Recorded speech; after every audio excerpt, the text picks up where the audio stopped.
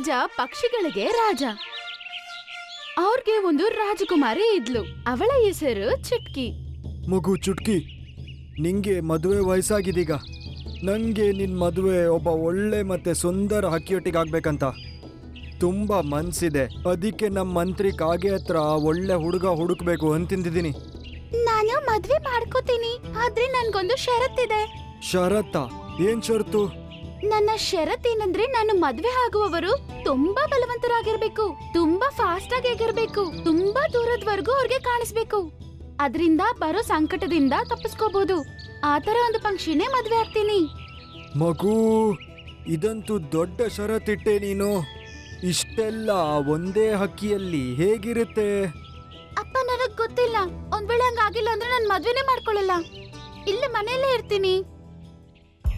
ರಾಜ ಒಂದ್ ಸಭೆನ ಕರೀತಾನೆ. ಮರದ ಮೇಲೆ ಪಕ್ಷಿಗಳಿರುತ್ತೆ. ಕೇಳಿ, ರಾಜಕುಮಾರಿಯ ಈ ಷರತ್ತಿದೆ. ಅವಳು ಮದುವೆಯಾಗೋ ಹಕ್ಕಿ ವೇಗವಾಗಿ ಹಾರಬೇಕು, ತುಂಬಾ ಭಾರ ಎತ್ತಬೇಕು, ಮತ್ತೆ ದೃಷ್ಟಿ ಚೆನ್ನಾಗಿರ್ಬೇಕು. ನಿಮ್ಮ ಮಗಳ ಷರತ್ತು ಸರಿಯಾಗಿದೆ, ಆದ್ರೆ ಇಂಥ ಹಕ್ಕಿ ಎಲ್ಲಿ ಸಿಗುತ್ತೆ? ಇದೆಲ್ಲ ಗುಣ ಇರುವಂತದ್ದು. ನಂಗೆ ಗೊತ್ತಿಲ್ಲ. ಒಂದ್ ಕೆಲಸ ಮಾಡಿ, ಈ ವಿಷಯನ ಎಲ್ರಿಗೂ ತಲುಪಿಸಿ. ಯಾರಾದ್ರೂ ಯೋಗ್ಯರಿದ್ರೆ ಬರ್ಲಿ, ಎಲ್ಲರೆದುರಿಗೆ ಅದನ್ನ ತೋರಿಸ್ಲಿ, ಮತ್ತೆ ನನ್ನ ಮಗಳನ್ನು ಮದುವೆ ಆಗ್ಲಿ.